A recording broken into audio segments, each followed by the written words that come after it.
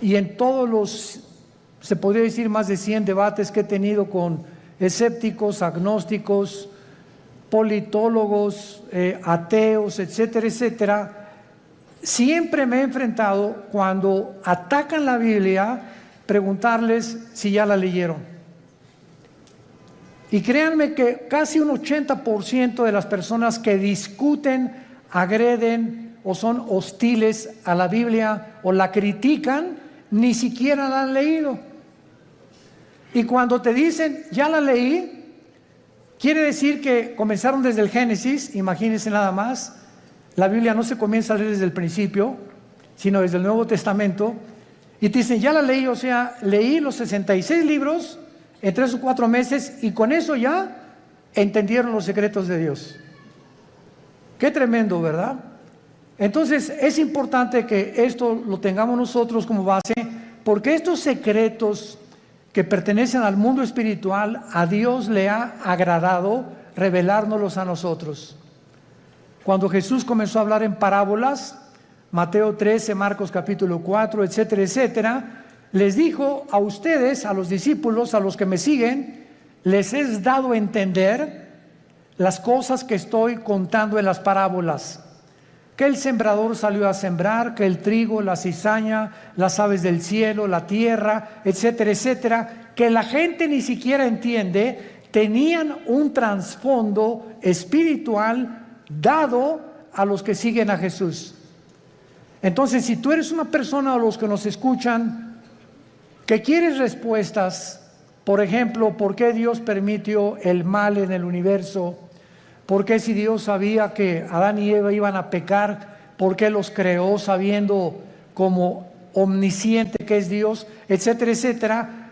No vas a tener respuestas hasta que comiences a seguir a Jesús, porque a Dios no le interesa enriquecer tu conocimiento intelectual, sino cambiar tu vida, transformar tu vida. Entonces les digo a los discípulos, ustedes que ya me siguen, a ustedes les voy a dar a revelar y a que entiendan, les voy a abrir el entendimiento para que comprendan las cosas que la gente común y corriente, por muy inteligente que sea, no las puede entender. El libro del Apocalipsis, que es el 66º libro de la Biblia, es un libro lleno de símbolos. Y todos estos símbolos que aparecen en el Apocalipsis aparecen en el Antiguo Testamento. Casi la mitad de las citas del Apocalipsis vienen del Antiguo Testamento. Entonces, si yo quiero entender en el Apocalipsis qué significa Babilonia, o los 10 cuernos, o las 7 cabezas, o quién es la bestia, necesito tener un conocimiento anticipado del libro de Daniel, del libro del Génesis y del libro de Ezequiel, principalmente para yo poder interpretar o enseñar el Apocalipsis. Entonces, vamos a abordar en esta mañana, en esta serie que me ha parecido de veras maravillosa, y yo mismo estoy asombrado cada vez que descubro más y más misterios en la Biblia, el misterio de Babilonia.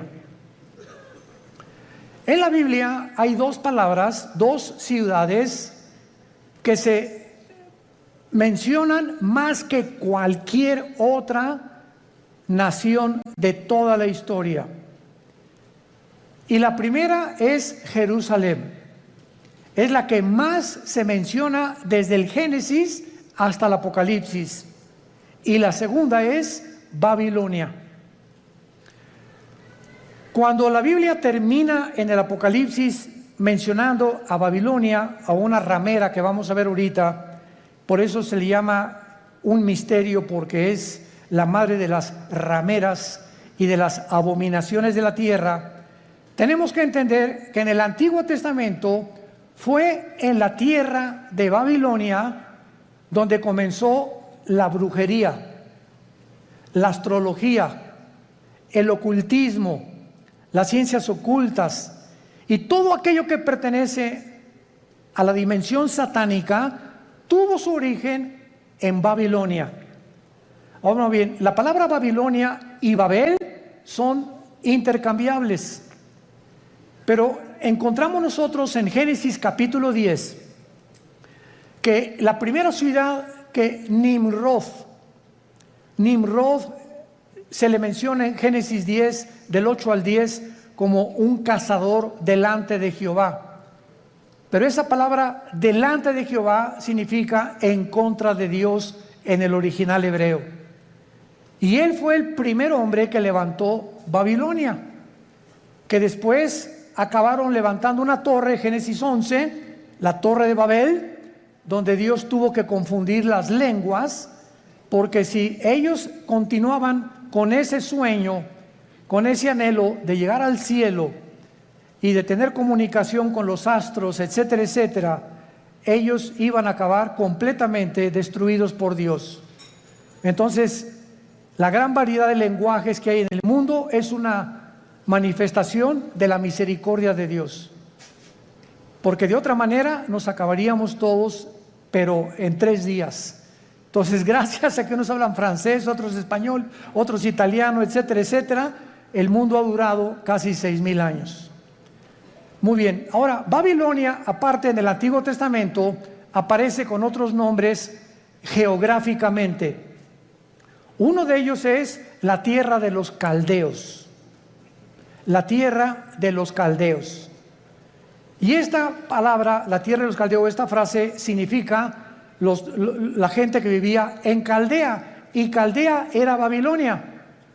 Entonces, cuando tú oyes la tierra de los caldeos, es la zona geográfica donde la humanidad se comenzó a levantar en contra de Dios. Y actualmente, geográficamente, se encuentra en la nación de Irak.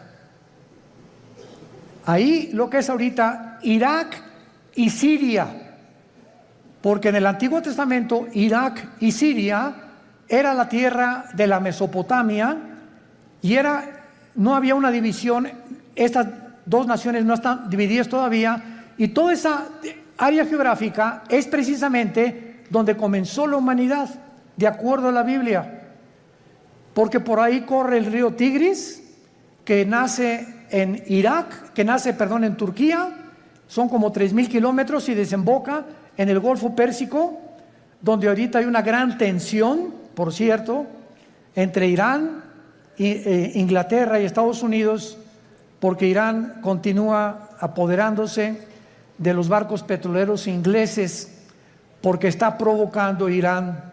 No sé si leen los periódicos, anoche otro escándalo, que no han soltado el barco que capturaron los iraníes en el Golfo Pérsico, el estrecho de Hormuz, que es exactamente junto a Irán, porque ellos quieren una guerra contra Estados Unidos por el grupo Hezbollah terrorista, para que si Estados Unidos actúa a través de la naval y a través de la guerra y viene un enfrentamiento, entonces entraría a la guerra Israel, y bíblicamente los judíos destruirían Elam. Apúntalo, Enrique, L-A-M. Elam es una franja que está dentro de Irán, junto al Golfo Pérsico, pero es la parte más pegada al Golfo Pérsico, al estrecho de Hormuz. Y ahí en Elam, que pertenece a Irán, es donde se encuentran los reactores nucleares más poderosos de Irán. Ahí están las centrifugadoras del uranio 235, que es el elemento químico para producir la bomba atómica o las bombas nucleares. Entonces, de acuerdo a la Biblia, en el libro de Jeremías y en el libro de Ezequiel, se profetizó hace 2500 años que Elam iba a ser destruido, no Irán, porque Irán va a sobrevivir a la guerra de Ezequiel 38 cuando se una con Rusia y Turquía para destruir Israel, cosa que no lo van a lograr. Entonces, Babilonia significa confusión. Confusión. Otras traducciones la han puesto porque en la Torre de Babel querían ellos tener una puerta para con Dios. Querían que era una puerta al cielo que los iba a comunicar con los dioses. Pero la palabra Babel es básicamente la palabra confusión. Entonces vemos que nosotros, que desde el principio de la humanidad hasta el final de la humanidad, los seres humanos vivirán confundidos sin Dios. Esto es lo interesante de por qué aparece otra vez la palabra confusión al terminar el Apocalipsis, relacionado con las religiones. Porque aquí vamos a encontrar a una mujer, y las mujeres en la Biblia siempre han representado dos cosas espiritualmente nada más. Encontramos, ¿verdad?, a las mujeres que representan la iglesia, porque la iglesia se le compara con una mujer, y la otra Jezabel, o la gran ramera, que representa las religiones o la falsificación del camino a Dios, que es lo que querían hacer con la Torre de Babel. Y antes de entrar al capítulo 17 de Apocalipsis, quiero que vean otra cosa en el capítulo 9 de Apocalipsis. Rápidamente regresen al capítulo 9 y vean ustedes algo tremendo.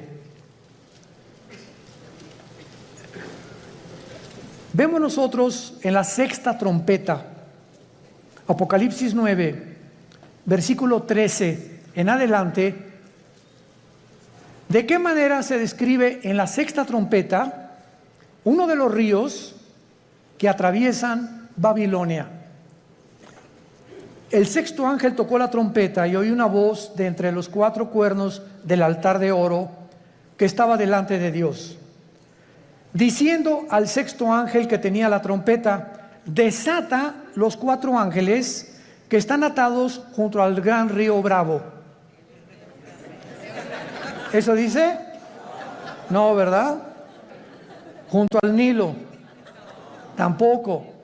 Qué interesante que hay cuatro principados satánicos ahorita atados junto al río Éufrates, que es el río que atraviesa Irak y Siria, y que desemboca en el Golfo Pérsico, donde hay una gran posibilidad que estalle una próxima guerra.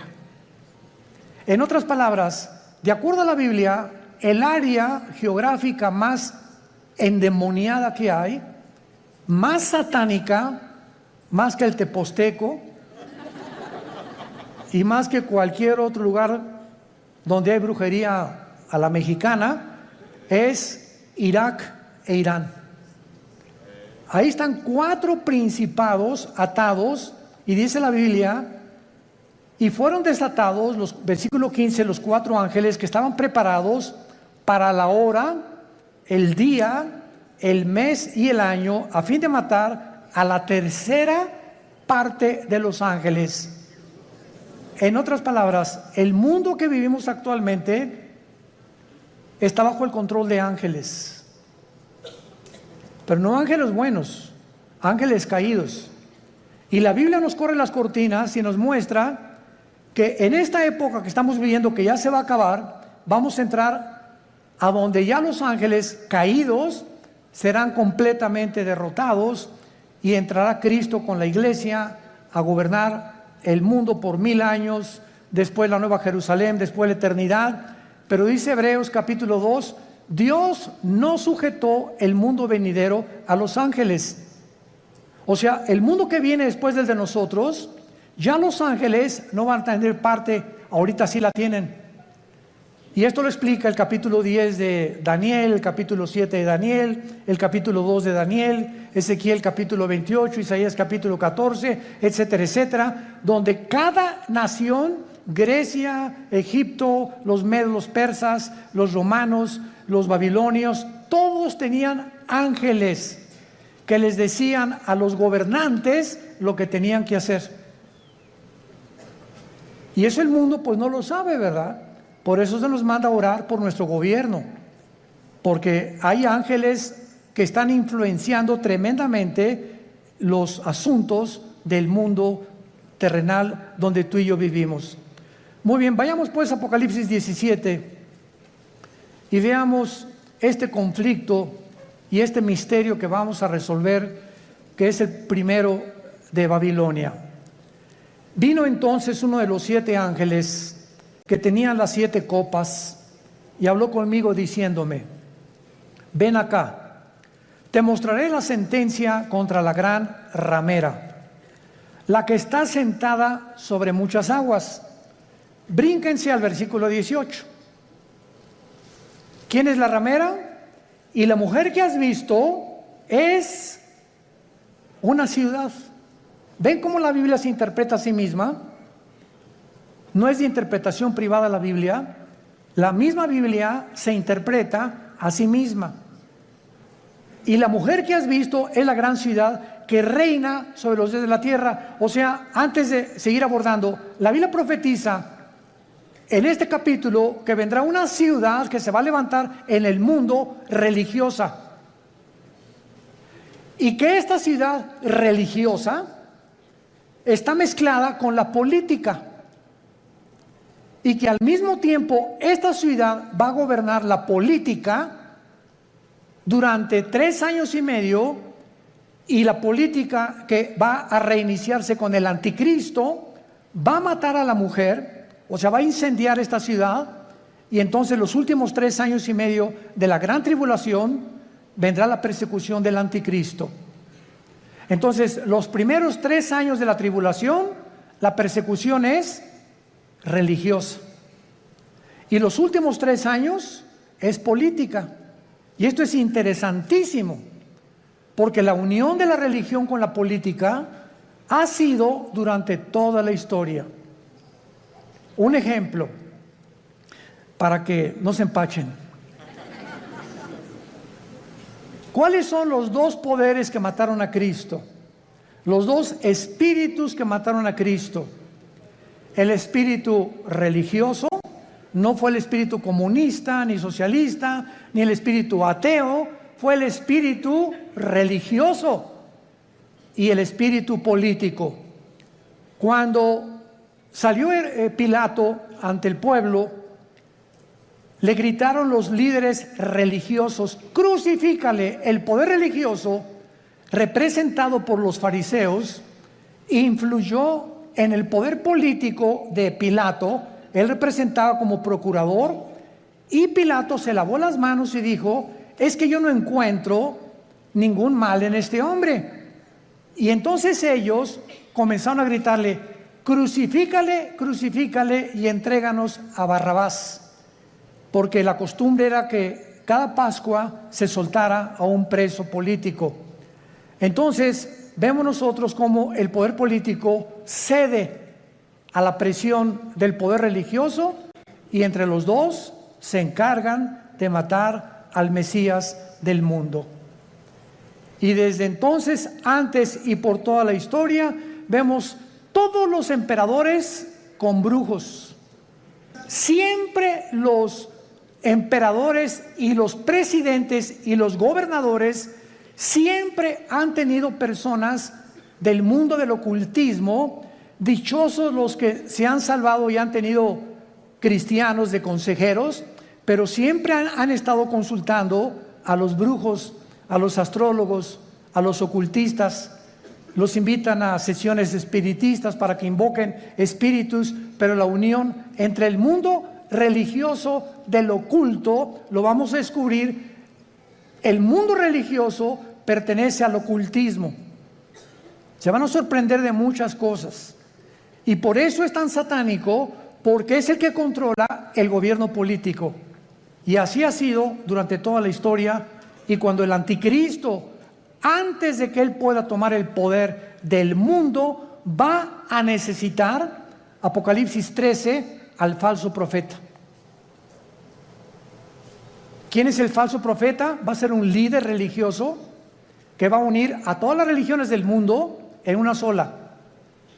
Y cuando ya el anticristo vea que ellos le pavimentaron el camino para que su gobierno político pudiera emerger, entonces el anticristo quema a esta ciudad donde se van a concentrar las religiones del mundo, y él se proclama, segunda de Tesalonicenses 2, 3 y 4, el único Dios, donde el mundo lo adora como adoraron a los césares romanos como dioses. Te mostraré la sentencia contra la gran ramera. O sea, aquí hay un juicio contra una ciudad.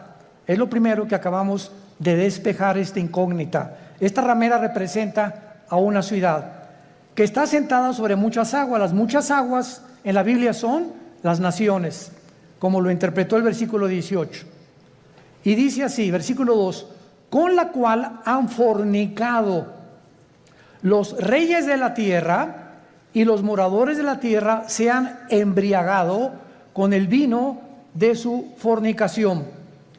Este ángel viene para enseñarle a Juan un juicio, una sentencia que viene decretada del tribunal cósmico de Dios. Quiero que sepas que voy a juzgar a este sistema religioso. Y es muy importante que a esta ciudad se le da el nombre de ramera. Vamos a explicar esto. La palabra prostitución en la Biblia es una palabra que puede tener un uso apropiado cuando algo lo apropias de la manera correcta, o un uso inapropiado. Cuando el sexo se vende, o cuando alguien entrega su cuerpo a cambio de algo, se llama prostituirse. Entonces, cualquier persona que tenga relaciones sexuales porque va a recibir ya sea dinero o una mejor posición, o porque el jefe de tu trabajo te invitó a Acapulco porque te va a ser su secretaria particular con el doble de sueldo, tú te estás prostituyendo. Pero no solamente en ese aspecto se puede usar la palabra prostituirse, también se puede usar en el ministerio cristiano. Cuando, por ejemplo, un pastor sabe que un miembro de su iglesia vive en adulterio, y viene la esposa y nos dice: mi esposo vive en adulterio, pero resulta que don Pancho, el que vive en adulterio, el gordito rabo verde sinvergüenza, fue el que puso el techo de la iglesia y es el que más diezmos está dando. Entonces, si un pastor, por saber que don Pancho es el que más económicamente está ayudando a la iglesia, y ese pastor no disciplina a don Pancho, ese pastor es un prostituto. Ha prostituido su ministerio, se vendió. ¿Me van siguiendo?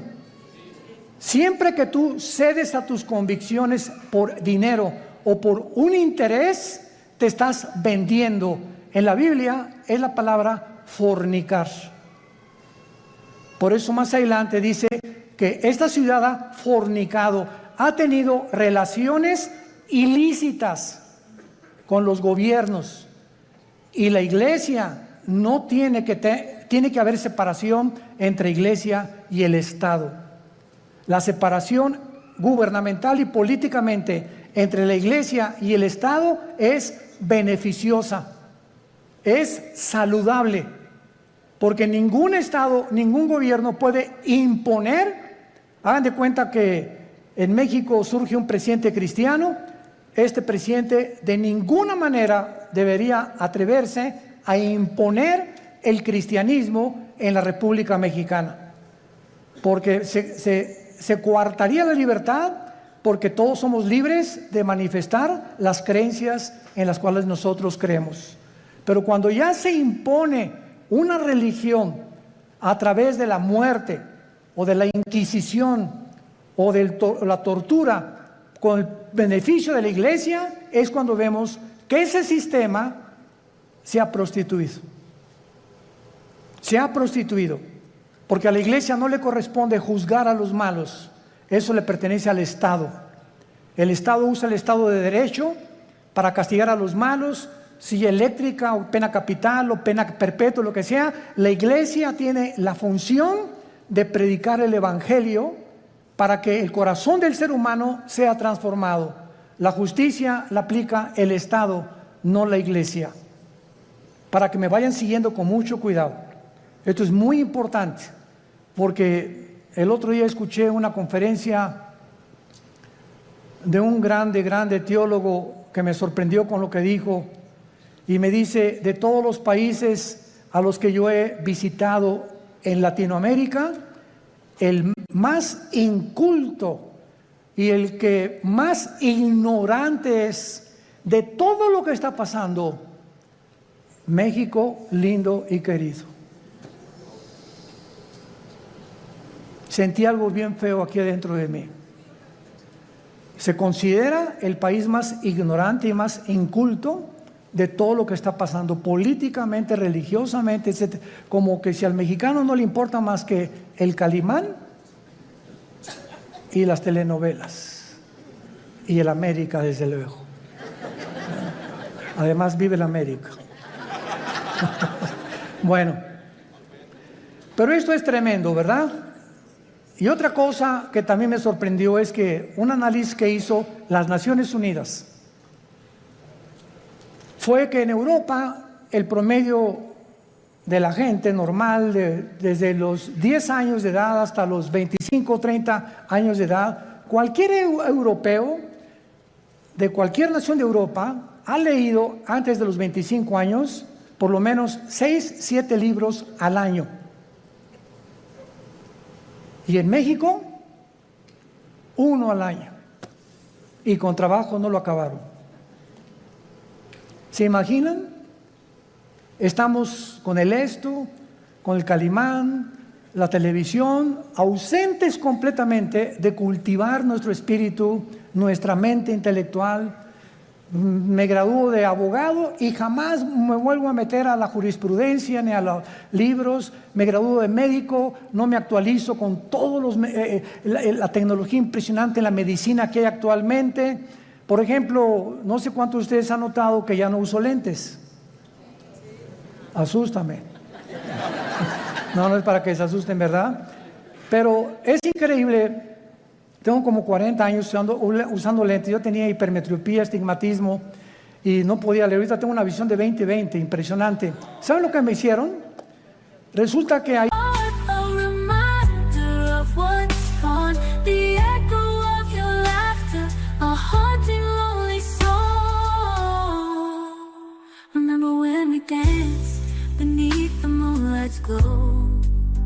Whisper promises we never knew the depths of woe. Now the silence screams an unbearable aching flow. I'm left alone to pick up the pieces, watch the memories go. Maybe someday the pain will subside. Maybe someday I'll find peace inside. But for now I'm lost in the wreckage of our pride, haunted by the ghost of love, the way you said goodbye.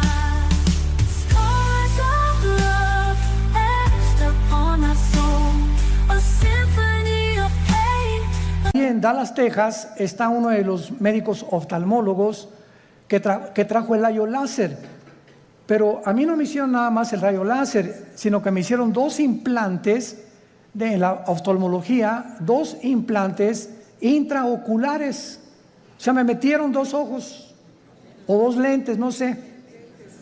Y cuando yo le pregunté al oftalmólogo después, duró 16 minutos la cirugía. Primero uno y como al mes me hicieron el otro. Y le dije, bueno, ¿cómo está esta explicación? Y me dice, mira, hay 5 tipos de lentes. El que te metimos a ti se llama ultralight. ¿Qué significa esto? Con un rayo láser te perforamos una incisión milimétrica y por un tubo te metimos un lente envuelto como un taco. Y entró el lente y dentro de tu ojo se abrió como una tortilla. Y entonces se tiene que ir pegando a la parte de atrás, al tejido.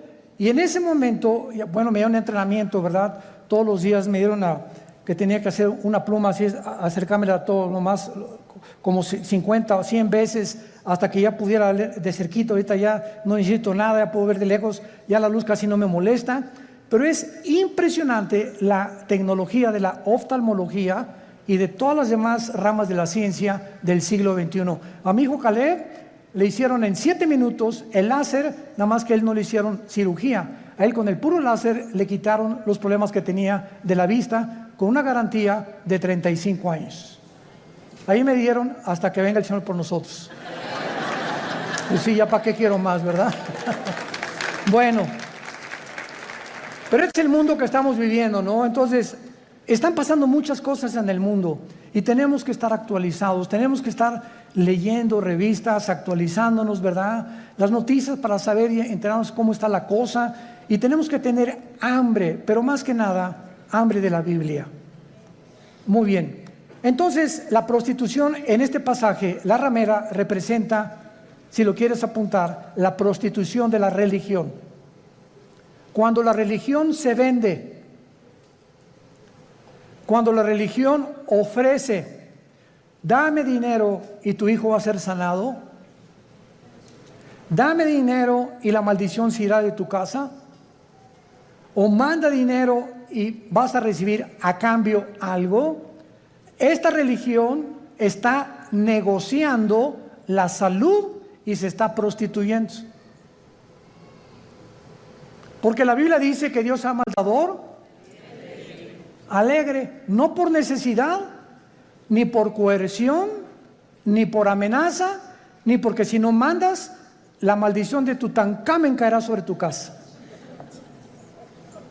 Ahí es cuando vemos la prostitución de la religión. Hace poco acaban de capturar a un hombre, ¿verdad?, en Estados Unidos, líder de una secta que se llamó La Luz del Mundo en México, que no se imaginan ustedes, ¿verdad? No son millonarios, son multimillonarios. Y lo más asombroso es que el 70% de las gentes que van a estos millones de personas que pertenecen y el dinero que tienen, son gente humilde, son gente de pobres, o sea, de la clase indígena y de casi, como decía Cantinflas, desleídos y deslustrados. No son muchos profesionistas ni mucho menos. Y estas personas, ¿verdad?, tenían comandos armados. Cuando ese hombre viajaba con guardaespaldas, con ametralladoras, etcétera, etcétera. Y llegó a convencer a la gente de que él era Dios. Y cuando él entraba a la iglesia había un trono literal, donde él se sentaba con muchachas junto y muchachas por acá a los lados, y entraba y lo comenzaban a adorar como Dios. En otras palabras, él estaba vendiendo, prostituyendo la religión. Y así hay cantidad de sectas, e inclusive se puede dar en iglesias cristianas. Cuando los líderes, vuelvo a repetir, por causa del dinero o por conveniencia del dinero, se venden y sus convicciones las crucifican para poder obtener lo que ellos están ofreciendo mediante milagros. Este es el problema de las religiones que se prostituyen. Muy bien. Y esto es lo que sucede en Apocalipsis 17, como lo vamos a ir viendo, una ciudad prostituta que ha fornicado, dice el versículo 2, con los moradores de la tierra. Y más o menos ustedes ya pueden irse dando cuenta de quién estamos hablando. La única, para que ustedes estén enterados, sin afán de ofender a nadie, la única religión que existe en el mundo, la única que tiene un lugar en las Naciones Unidas, es Roma.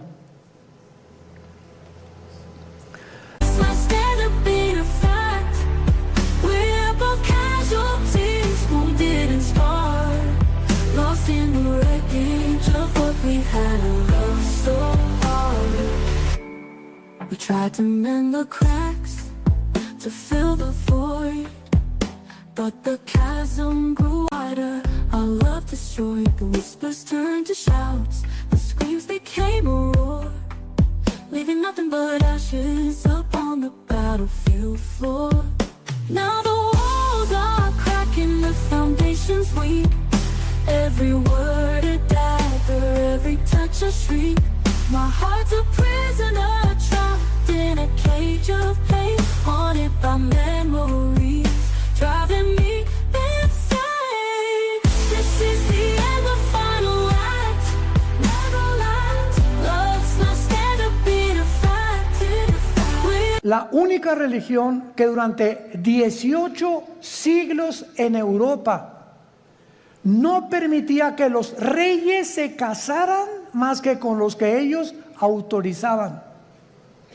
la única religión que exigió que si no te convertías a Roma durante 350 años, nombró un papa a Torquemada, un hombre español, con la Inquisición, donde los abrían los cuerpos, les quitaban el pelo, los rapaban, pero con todo y la piel, les sacaban los ojos, los sentaban en estacas, los quemaban vivos a judíos y a cristianos, porque no aceptaron que Roma es la única religión que salva. Y hasta el siglo XXI, los estatutos romanos continúan enseñando lo mismo. Fuera de Roma no hay salvación. Esto es impresionante. Cuando yo tenía 12 años de edad, les he contado a muchos, fuimos educados, mi hermano Alejandro y yo, en colegios lasallistas, San Juan Bautista de La Sal. Y a los 13 años vivíamos en Acapulco, entré al seminario, yo quería ser cura, porque nos enseñaron los hermanos lasallistas en aquel tiempo latín, en aquel tiempo éramos acólitos, el cura daba la misa en latín, cuando entraba supuestamente al altar, ¿verdad? Entraba y decía, introibo al altar de Deu, Justifica Juventudes Juventudes Meam, me introdujo al altar de Dios a ofrecer los sacrificios por los vivos y por los muertos. Ya le contamos en latín los acólitos, y cuando uno de los grandes dirigentes ahí llegó a visitarnos al seminario, nos dijo, ustedes están ya en el tiempo de hacer un voto de celibato sacerdotal. Y pues éramos como 10 o 12 muchachos de 14, 15 y 6 años de edad, y nos volteamos todos a ver qué significa el voto del celibato sacerdotal. Entonces nos dijo este prelado religioso, significa que ustedes tienen que hacer un voto que nunca se van a casar y que su única fidelidad va a ser a Roma, nada más. Oiga, ¿y por qué no quiere que nos casemos? Porque si se casan, el dinero lo gastan en la familia y ya no lo mandan a Roma. Esa es la razón por la cual no les conviene que se casen. Cuando la Biblia ordena, 1 Timoteo capítulo 3, en cualquier Biblia que veas, que los que sirven a Dios de tiempo completo se casen, a menos que tengas el don de continencia. Pero esto es increíble. Ahí fue cuando yo me decepcioné, ¿verdad?, de la religión. Lloré, le dije a mi papá, ya no creo en nadie, y me hice ateo. A los 17 años ingresé al Partido Comunista, me uní a la dialéctica materialista, a estudiar el Capital de Marx, de Engels y de todos los grandes líderes, Lenin, que la llevó a la práctica en la revolución bolchevique, etcétera, etcétera, hasta que cuando me convertí, yo estaba a punto ya de casi quitarme la vida, de la depresión a la que yo había llegado, de la decepción y de todo, que ya nadie me convencía, cuando mi hermano Alejandro me presenta a Jesús como el camino, la verdad y la vida. Y yo supe cuando encontré a Jesús que era la única razón por la cual yo debía seguir viviendo, y le prometí desde ese día. Fue marzo de 1974 que yo le entregaría mi vida y que lo quería servir, y desde entonces no lo he dejado de servir, por la gracia de Dios. Bueno, ahora muy bien, vean rápidamente en el Antiguo Testamento, en Jeremías capítulo 2, de qué forma en el Antiguo Testamento se menciona la fornicación física o la prostitución, así como material o terrenalmente. Una mujer se puede vender por dinero, la cual se le llama prostituirse o prostituirse, o un hombre también. Espiritualmente, Dios usa el mismo término cuando tú le dejas a Él por los ídolos, o cuando dejas a Dios por otras cosas más importantes que Él. Dice Jeremías capítulo 3. Dicen, si alguno dejare a su mujer yéndose esta de él y se juntare otro hombre, ¿volverá a ella más? ¿No será la tierra del todo amancillada? Tú pues, le está hablando Dios a Israel, has, ¿qué cosa? Fornicado con muchos amigos. Pero no se está refiriendo Dios a la fornicación física sexual. Veámoslo. Mas vuélvete a mí, dice Jehová, alza tus ojos a las alturas y ve en qué lugar no te hayas prostituido. In the sand, now washed away by the tide, just like a hand trying to grasp the past, a fading dream, but reality bites sharper than it seems. The greatest love, greatest pain. Never thought I'd be here all alone again. Shattered dreams, scattered light, broken glass. Is this what love is? This bitter taste of life. And maybe someday I'll understand why it all went wrong, but for now I just gotta move on. Gotta pick myself up, dust off the pain, find a new path and start again. Junto a los caminos te sentabas, para ellos como árabe en el desierto, y con tus fornicaciones y con tu maldad has contaminado la tierra. Por esta causa las aguas han sido detenidas y faltó la lluvia tardía, y has tenido frente de ramera y no quisiste tener vergüenza. Dios acusa a Israel de fornicar con los ídolos, que es lo mismo cuando un hombre se va con una mujer que no es su esposa, o cuando un muchacho tiene relaciones con su novia sin casarse, está fornicando. Ella se está entregando a él o por conveniencia, o él con ella. Se están prostituyendo los dos.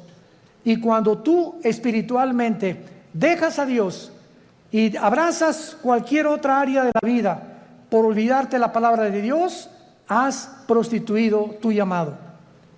Estás fornicando. En otras palabras, en la Biblia, la idolatría se le compara con la fornicación sexual. Ahora veamos y confirmémoslo en Santiago capítulo 4, en el Nuevo Testamento, y dice así el apóstol Santiago. Santiago capítulo 4, versículo 4. Santiago 4, versículo 4. Oh almas, ¿cómo se les llama? Adúlteras, pero no porque se hayan ido con otra mujer. ¿No sabéis que la amistad del mundo es enemistad contra Dios? Cualquiera que se quiera ser amigo del mundo se constituye enemigo de Dios. ¿O pensáis que la Escritura dice en vano, el Espíritu que Él ha hecho morar en nosotros nos anhela celosamente? Vemos ya que también en el Nuevo Testamento la fornicación puede ser espiritual o puede ser de carácter sexual. Vayamos otra vez a Apocalipsis, nuestro pasaje, y ya vamos despejando muchas incógnitas que estaban ocultas ante nuestros ojos, por lo cual Dios le llama a esta ciudad, versículo 2, has fornicado con los reyes de la tierra. Roma tuvo relaciones ilícitas con los políticos. Cuando Constantino en el año 325 después de Cristo, apúntalo, fue el último emperador romano, fueron los emperadores los que le hablaron a una persona para darle el título de pontífice. Fue el primer título que se le dio a un dirigente en Roma. La palabra pontífice significa constructor de puentes en el latín. Constructor de puentes, o sea, vamos a nombrar a una persona, síganme con cuidado, que tenga relación con Dios y que nosotros a través de esa persona podamos comunicarnos con Dios. Cuando 350 años antes, la Biblia dice, porque no hay más que un solo mediador, Hechos 4:12, entre Dios y los hombres, Jesucristo. Entonces, Roma toma el lugar de Jesús y dicen que ellos a través actualmente de cualquier cura o cualquier padre te tienes que ir a confesar. Él te da una penitencia de, no sé, 30, 40 veces Marías o lo que tú quieras decir, y en ese momento tus pecados son perdonados. ¿Qué dice la Biblia? Que no tenemos ya a nadie desde Cristo en nuestros días a quien contarle nuestros pecados más que a Jesucristo, hombre. Primera de Juan 1, 8 y 9. Si confesamos nuestros pecados, Él es fiel y justo para perdonarnos y limpiarnos de toda maldad. ¿Se dan cuenta cómo cuando comenzamos a estudiar se nos comienzan a caer las vendas? Pero cuando el mexicano o el latinoamericano no quiere estudiar y no quiere leer, te puedes quedar 20, 30 años y te encierras en una cárcel de religión. No, yo estoy bien, y ahí tienes enfrente la luz y te niegas a verla. Porque puede más tu orgullo religioso que la verdad. Juan capítulo 3, y esta es la condenación, que la luz vino al mundo y los hombres amaron más las tinieblas que la luz, porque sus obras eran malas. Muchos no quieren venir a la luz, no porque no puedan, sino porque no les conviene. Prefieren permanecer en esa cárcel que salir de esa cárcel y servir al Dios vivo y verdadero. Veamos ahora en segundo lugar que dice el versículo 2, que esta relación ilícita que le llama fornicar con los reyes de la tierra, o sea, una relación política religiosa que no debe existir.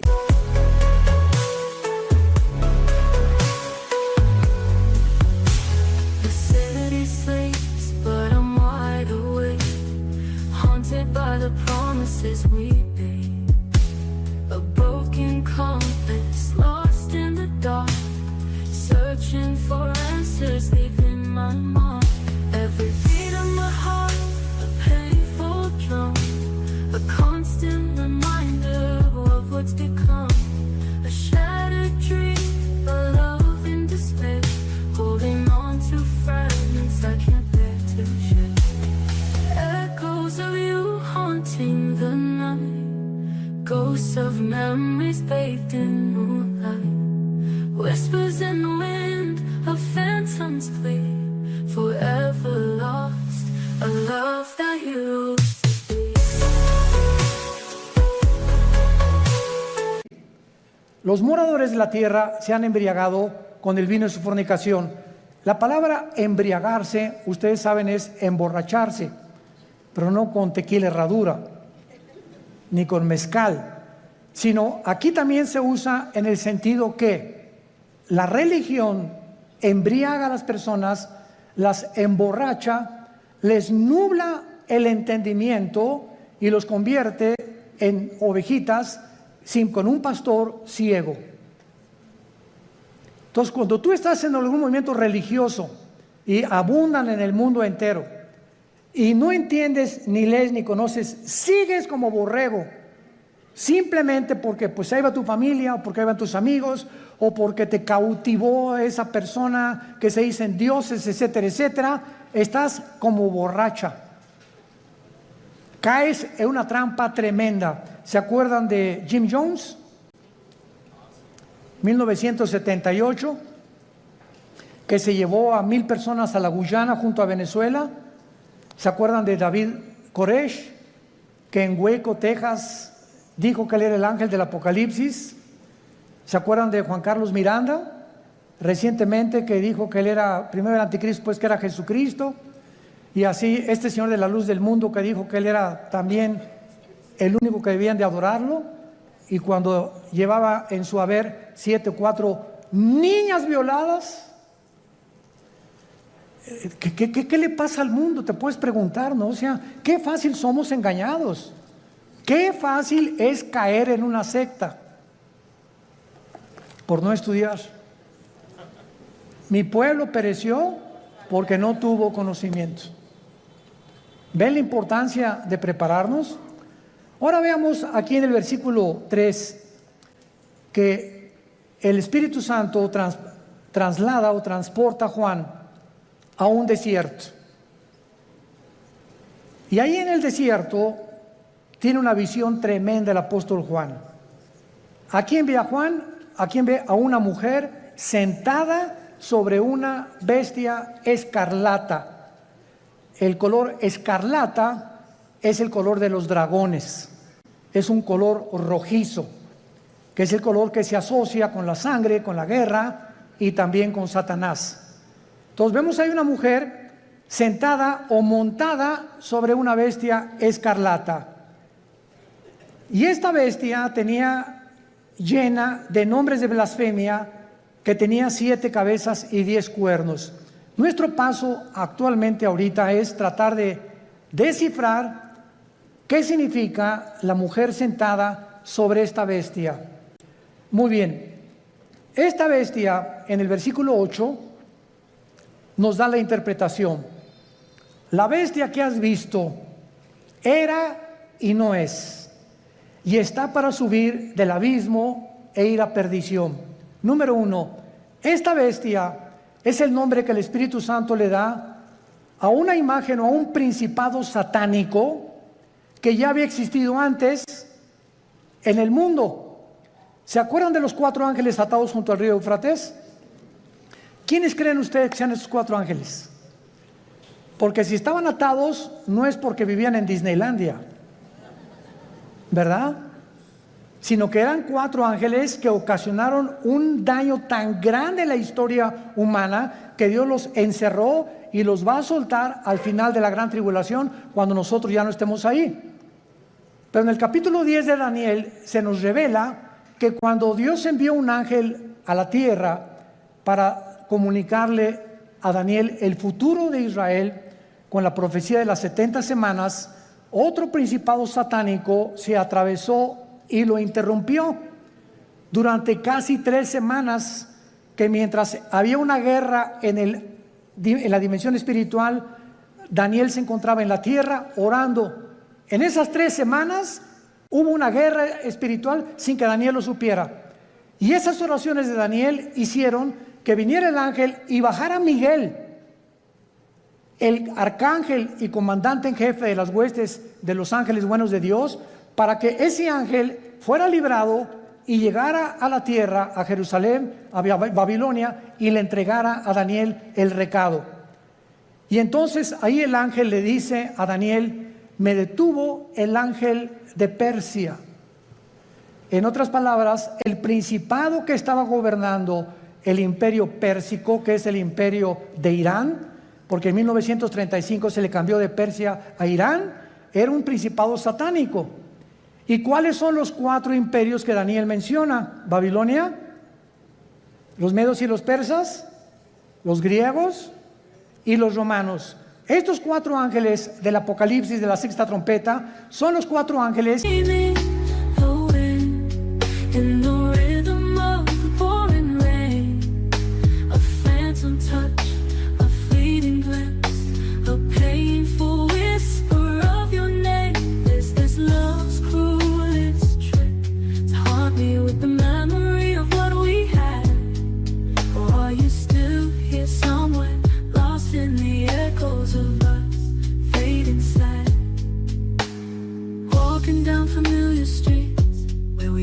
hold our hand. Every corner, every cafe, a reminder of our plan. Now I'm adrift in this city, lost in the maze of my own despair. Searching for answers, searching for you, searching for something to share. Maybe we were meant. Que estuvieron al frente de los más grandes imperios del pasado y que fueron imperios antisemitas. Y van a volver otra vez a resurgir. Pero aquí hay un ángel que está en el abismo. ¿Qué es el abismo? Muy bien, la Biblia nos habla de que hay prisiones en el centro de la tierra. Una es el infierno. ¿Quién está en el infierno? ¿Tu comadre? ¿Tu tía? ¿Tu tío? No sabemos, ¿verdad? El infierno es el lugar de los espíritus humanos, nada más, desde Adán hasta nuestros días, que bajan al centro de la tierra. Todos los que murieron sin Cristo o rechazaron la salvación se encuentran en el infierno. En el infierno no hay demonios. Ahora, el lugar de los demonios, cuando Cristo vino al mundo, el gadareno le dijo a Cristo, ¿verdad? O cuando los iba a sacar del endemoniado, le dijeron a Cristo: no nos mandes al abismo, déjanos meternos en los puercos, porque los demonios saben que al bajar al abismo ya no salen hasta Apocalipsis capítulo 9, que se les va a abrir la puerta y van a invadir el mundo. ¿Se imaginan? Ahorita hay maldad. Ahora imagínense con todos los demonios sueltos.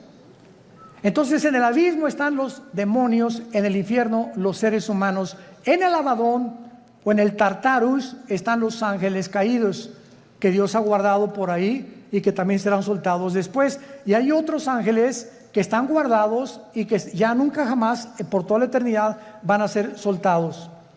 Entonces la Biblia nos muestra claramente que esta bestia que estaba viendo Juan, no hay otro nombre más que bestia para darle, porque la palabra bestia en el griego significa algo cruel, rapaz, sanguinario, que no se le puede comparar a un tigre, ni a una hiena, ni a un león, ni a una águila. No hay ningún animal comparado, y por eso se le adjudicó el nombre de bestia. Y esta bestia es el anticristo. ¿Qué nos dice la Biblia? Que cuando surge el anticristo, que lo más seguro es que el diablo va a tener relaciones con una prostituta. Y de esta relación van a ser el anticristo. ¿Cuándo entra el espíritu al cuerpo humano?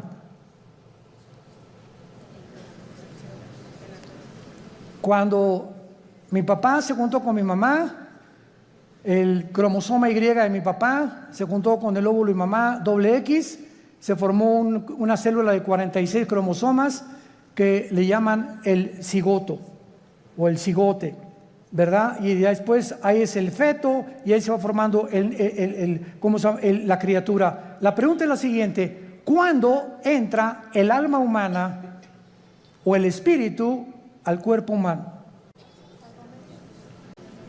Esta pregunta ha hecho que los mismos científicos estén debatiendo actualmente cuándo se aborta y cuándo no se aborta.